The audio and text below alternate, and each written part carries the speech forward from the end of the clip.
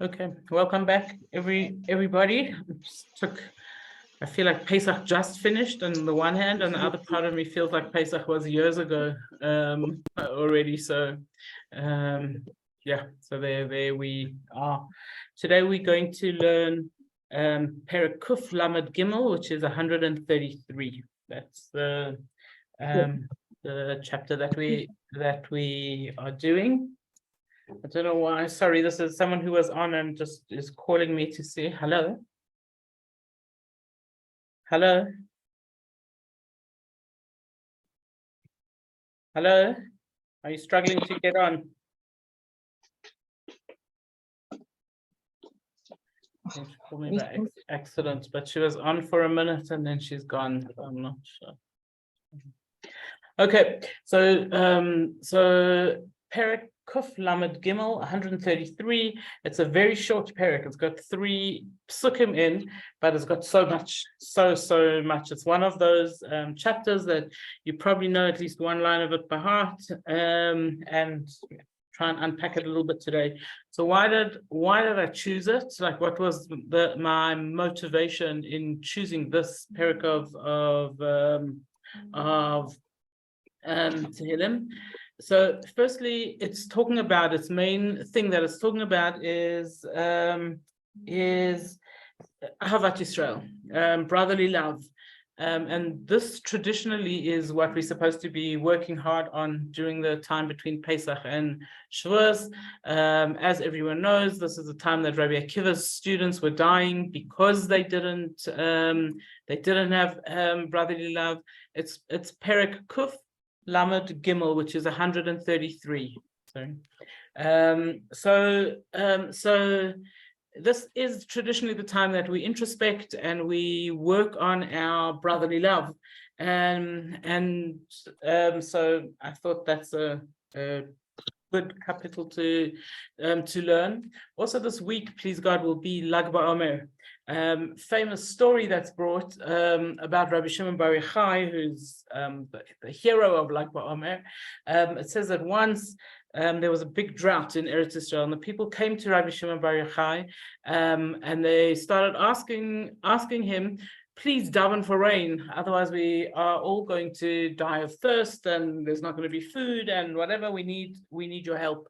And so Rabbi Akiva looked up, and he said, Rabbi Shimon Bar Yochai looked up, and he said, yes, I'll daven for you. And he began to daven, and he said the words of this Perek of Tehillim. He said, Hine matovu manayim, how beautiful is it, Shevet Achim Gam Yachad, when there is brotherly love.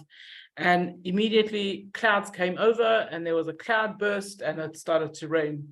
And so the people asked him, what kind of magic is that? Like, what is it that you said those words? How beautiful is it when there's brotherly love, and then it started to rain? And he said, no, I'm not making magic. When there is brotherly love, God sends blessing. That's all there's to it. And I knew that. And so that's what I was, that's why I was saying those words. This chapter, if you have a look at it, begins with the words Shir HaMa'alot. It's one of the 15 chapters that are called the Shir HaMa'alot, those chapters that were said as the Levim walked up the stairs of the Beit HaMikdash. So you know that there are 15 stairs coming to the Beit HaMikdash, 15 stairs that were stood on, that people walked up on when they came to the Beit HaMikdash. And according to the Zohar, 15 is the number of steps it takes to change, to become a different person.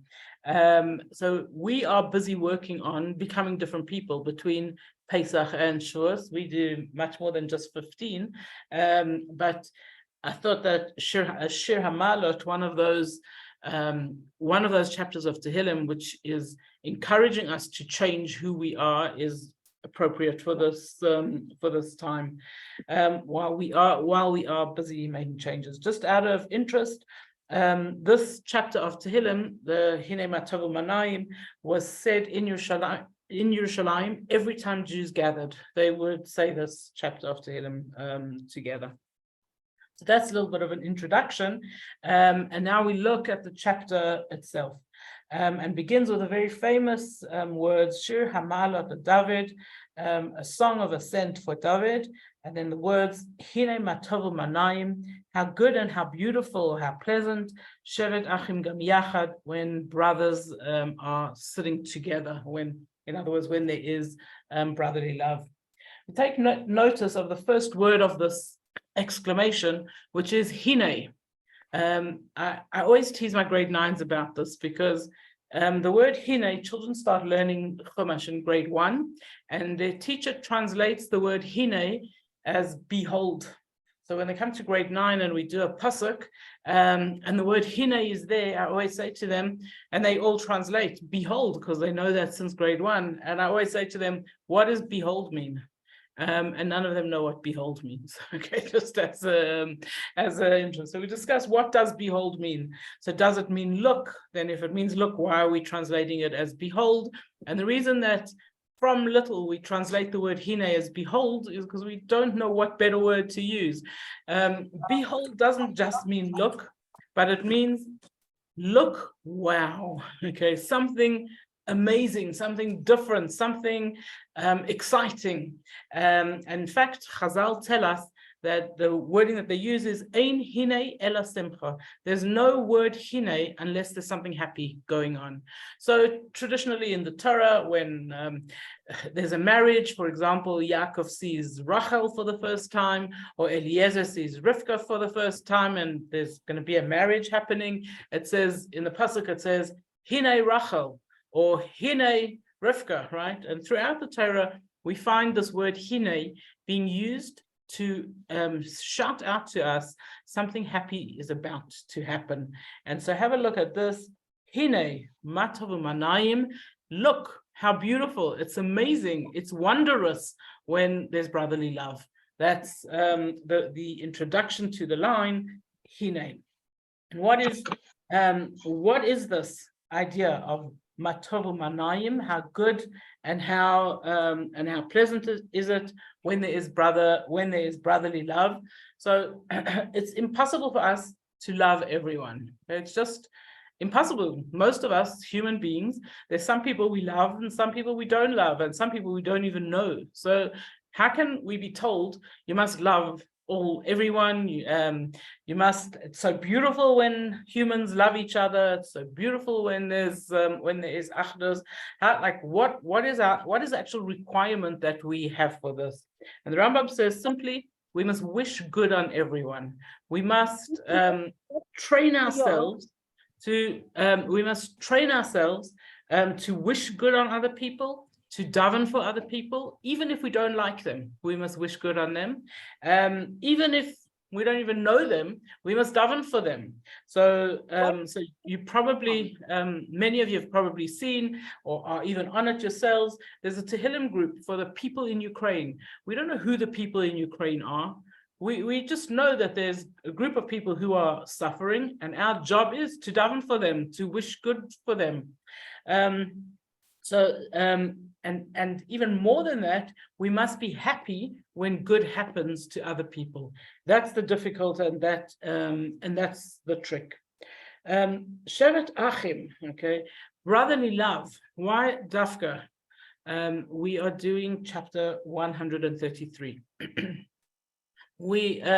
So Shevet Achim, brotherly love.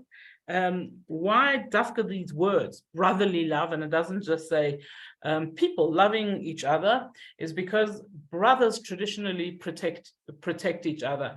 I remember discussing this once with one of my children. He was really annoyed with his brother who had been bothering him. And then he stood up for him at school, and he said, no one's going to treat him badly, no one's whatever, and he was ready to go to war. And I actually commented to him. I said, I'm so happy that you supporting your brother, but you've been so angry with him about this exact thing. Why are you supporting him now? What is it? And he looked at me and he said, because he's my brother. Okay, and that's exactly what a mother wants to hear. She wants to hear that her children protect each other, not because they get any benefit, not because of anything, except that it is my brother. And so if you can imagine, you can think even as a mother, if you walk into the room and you see your children playing nicely, building Lego together or whatever they're doing, you're filled with a warmth. Hey, my children are playing so nicely together. When we behave with achdus, when we behave with brotherly love, then Hashem smiles at us and he says, hey, my children are playing Lego nicely together. And of course, then, just as a human being mother feels warm towards her children, so Hashem feels that warmth to us. We know that brotherhood, brotherly love protects us from harm. One of the most famous examples that we have of this is in Megillat Esther, where Haman realizes right away that there's no brotherly love among the Jews. And he goes to Achashverosh and he says, now's our chance. We can get rid of the Jewish people. And the wording that he uses, he says, Yesh Am Echad, there's a nation, Mefuzar u'Mefarad, that they are spread out, they have nothing to do with each other, there's no brotherly love. It's a good time to get rid of them. And when Esther goes to plead on our behalf, she says to Mordechai, Lech knos kol haYehudim, go gather all the Jews. In other words, make them have brotherly love. As soon as there's brotherhood, then they're not going to be destroyed so easily, which is exactly what happened. And an interesting aside is that 3 of the 4 mitzvahs of Purim Day have to do with increasing our brotherly love. We give mishloach manos, we have a nice meal together, we give money to poor people. That's all to increase achdus, to increase brotherly love. And that we told absolutely in pshat and simple that brotherly love protects us. Then we have the words over here that David HaMelech uses. He says, matov umanaim, how good and how pleasant. And obviously we want to know why he uses both words. Does not just to make a nice song. He uses it's good and it's pleasant. And the Chazal explained to us that there are things that are good, but they're not necessarily pleasant. So good is medicine if you need it. It's not necessarily pleasant. It might taste really horrible. It might whatever, but it's good, but it's not pleasant. And then there are things that are pleasant but not good, right? So eating a tub of ice cream might be really pleasant for how in the moment, but it's not good, right? It's not good for us. When it comes to achdus, when it comes to brotherly love, it is na'im and it's tov. It is pleasant and it is good. And David HaMelech finishes the line by saying gam yachad shevet achim. When brothers are there is brotherly. There is achdus. There is unity. Gam yachad, they're all together. So it seems these last 2 words, gam yachad, are superfluous. Like, why do we need, like, the pasuk would have ended very nicely. Hine ma tovu manayim, look how good and pleasant it is. Shevet achim, when brothers are acting brotherly, when there's unity. So what is the word gam yachad, also together, what is that adding for us? So in simple language, it's just a nicely ended way of like ending for the sentence, gam yachad, or when they're all together. But a little bit deeper than that, gam yachad, one, always represents God. And we are told that when there is unity, gam yachad, then God, it joins us in this unity with us.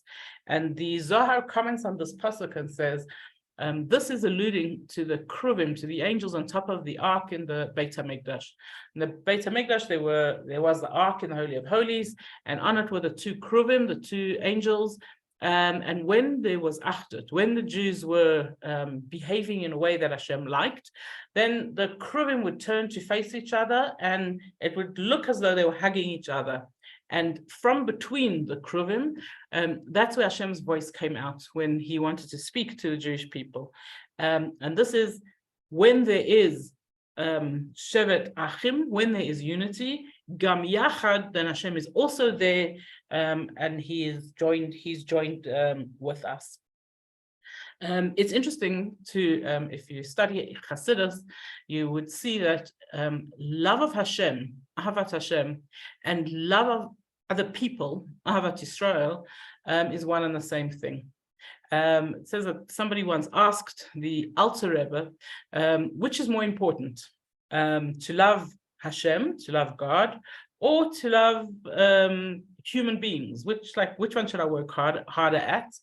And generally, he explained to the Alter Rebbe, I find it easier to love God than to love other humans, right? Other humans get on my nerves a bit, right? So I love God, and I won't work so hard on my love of humans. And the Alter Rebbe said, imagine that you're a parent and someone comes over to you and says, I love you, but your children, they are disgusting. Can't stand them, okay? Can't be anywhere near them, okay? So how do you feel about that person? You don't feel great about that person. There's no mutual love over there. And so the Alter Rebbe explained that loving Hashem means loving his children, and loving his children means loving Hashem. It's actually one and the same thing. So we can choose whichever way we want to work on it. We can work on our Ahavat Hashem, and that should lead us to our Ahavat Yisrael, or we could work on our Ahavat Yisrael, and that should lead us to our Ahavat Hashem. A third explanation for these words, Gam Yachad, comes from the Tana Devei Eliyahu. He has a completely different explanation for this. And he says, Gam Yachad, he translates as all together, all, also together, Yachad in unity. And he says that this is a prayer of David HaMelech, that there should be a smooth transition from youth to old age. And he says that this should be physically and also spiritually. And he explains himself, he says, that when it comes to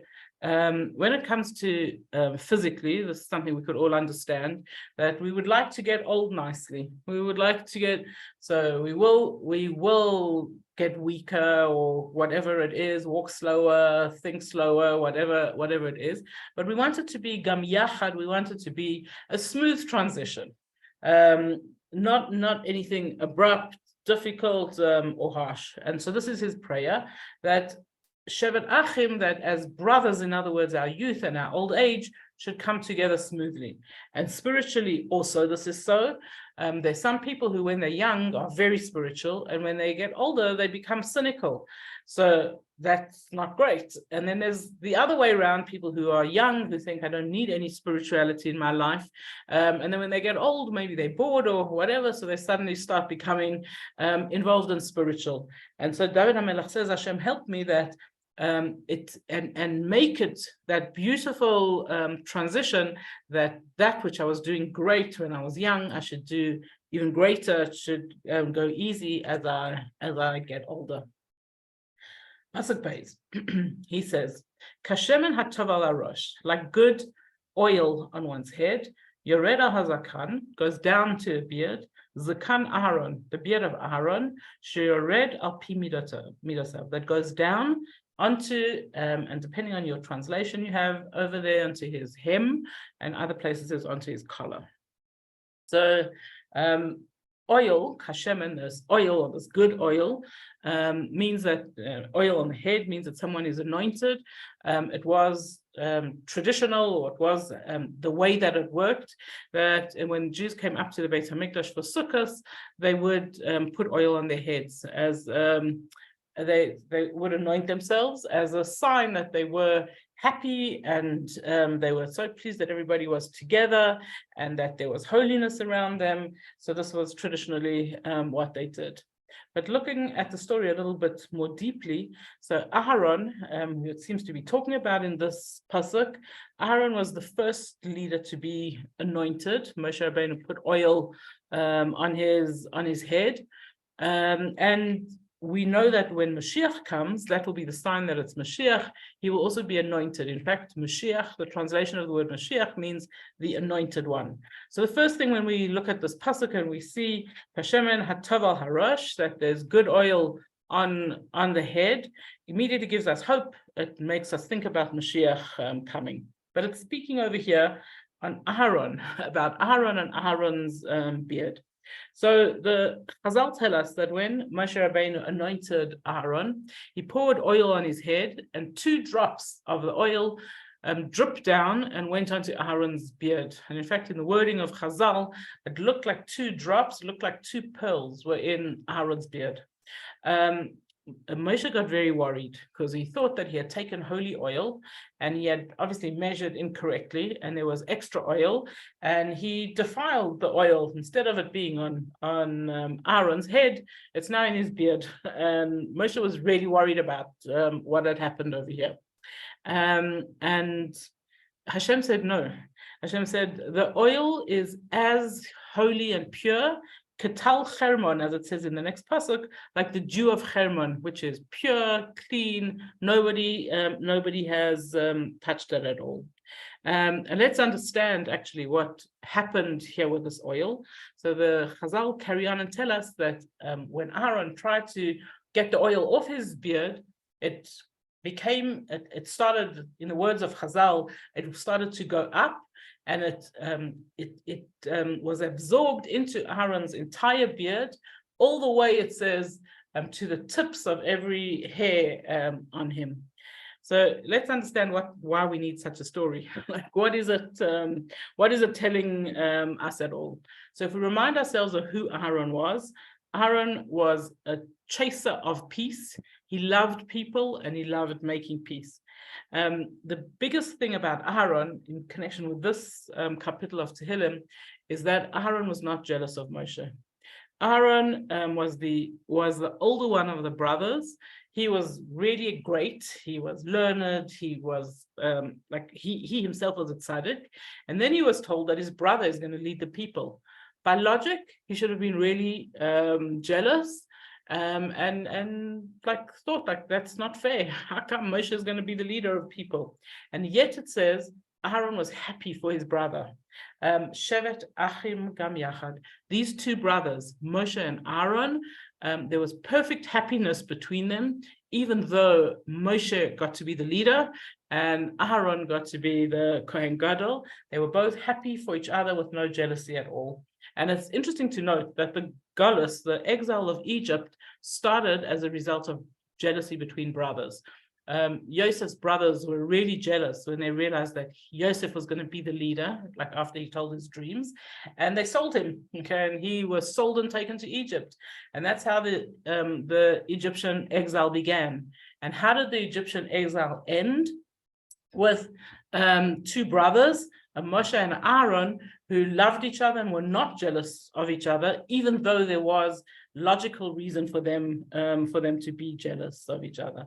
And so we are told that if we want to get out of this exile, the job is Shevet Achim Gam Yachad, that we have to love our fellow human beings. So what does it actually mean in the pasuk when it says to us this beard of Aaron? Why are we suddenly being told about Aaron's beard?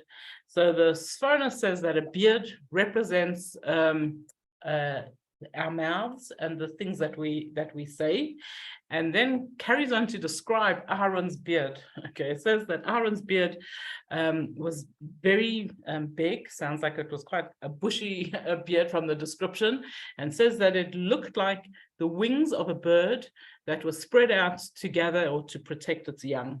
And says that just as a bird protects its young, so Aaron spread out his words, his love, his care to protect all Jews and to bring them under the wings of the Shekhinah.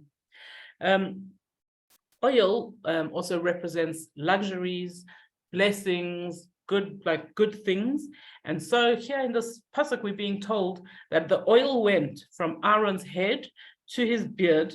What does that mean? It means that the blessings and the lessons and the luxuries, the good things that Aaron did and taught and behaved, all of that didn't just stay in his head. It wasn't just intellect that he studied and he was a good guy because he learned Torah all day and he knew all the mitzvahs and he knew what to do, but his learning and his being and his everything went into his beard, so to speak. It went into his whole self, and that's who he was. I once heard Rabbi Madas Friedman discussing the sentence, the idea of when we should use our emotions and when we should be using our logic and intellect. And he came to the conclusion, he said, men are quicker to use their logic and women are quicker to use their emotions. It's not a always rule. But it's a general rule. And he said it's not always good just to use logic. There have to be times where we use our emotions as well. And he said then something that always stuck with me, that that's why Hashem gave men beards, because a man has to know that even though his logic comes first, he's got to think clearly and whatever, he has to connect his head to his heart. And that's what the symbolism of the beard is. This beard of Aaron, it says, Zakan Aaron, the beard of Aaron, sheyored al pi midosav, that went down to his collar or to his hem, depending on your translation. So that's in simple. The oil dripped down, went down his beard, and it went onto his clothing, whatever. That would be the simple explanation of this pasuk. A little bit of a deeper explanation hints to us, say Chazal, that midotav means measurements, and that it hints to us that the clothing of the Kohanim had to fit them perfectly, especially the Kohen Gadol. He had to be measured and remeasured to make sure that his clothing fits him perfectly.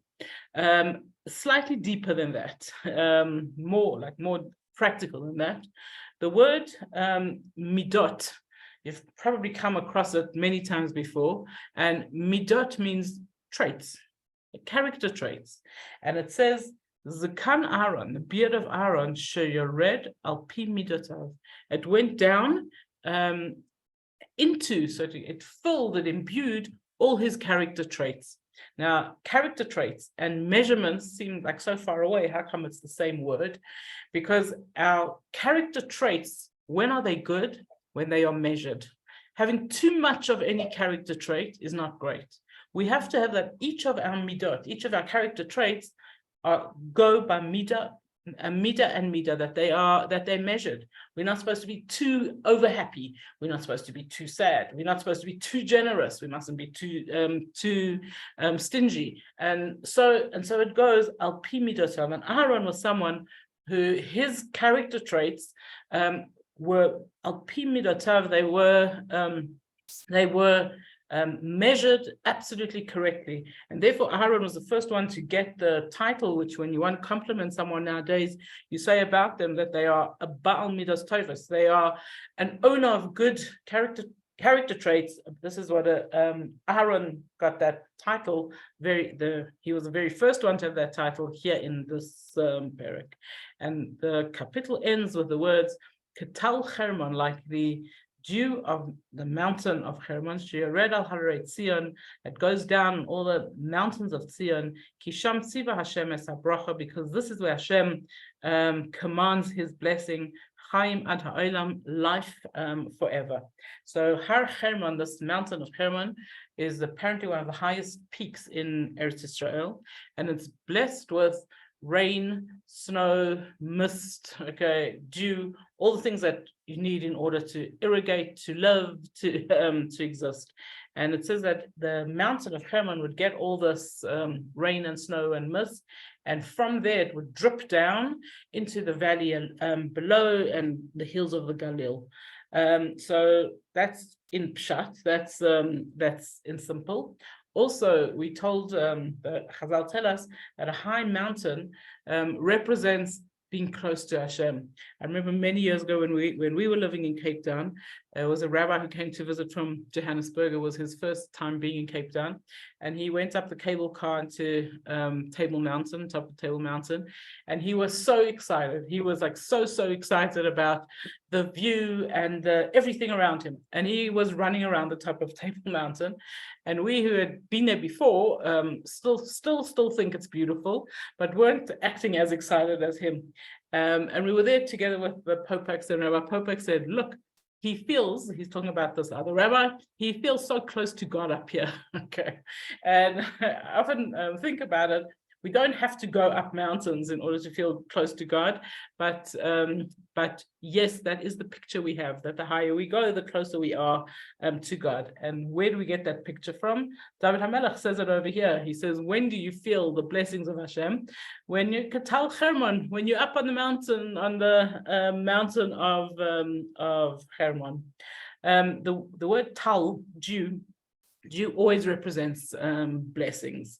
And so being told over here about the blessing, okay, Tal Hermon, like the blessing of Jew on the mountain of Hermon.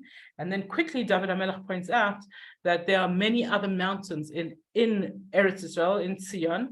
Sheyored al Hararei Zion, goes on all the mountains of Zion that provide us with blessings. So we have Har Sinai, where we got the Torah, and we have Har HaMoriah, where we have the Beis HaMikdash, and you could probably go through more of those.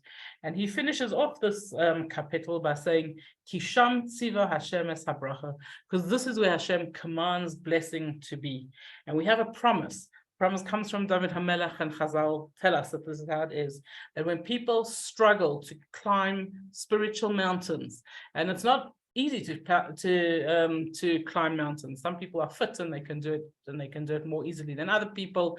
But anyone who climbs a mountain, when they get to the top, they feel a big sense of achievement. And so Chazal tell us that this is what David HaMelech is saying, is that you climb a spiritual mountain, you might struggle up, it might be difficult for you, but you have a promise that Kisham tziva Hashem es habracha. If you struggle, you will be blessed.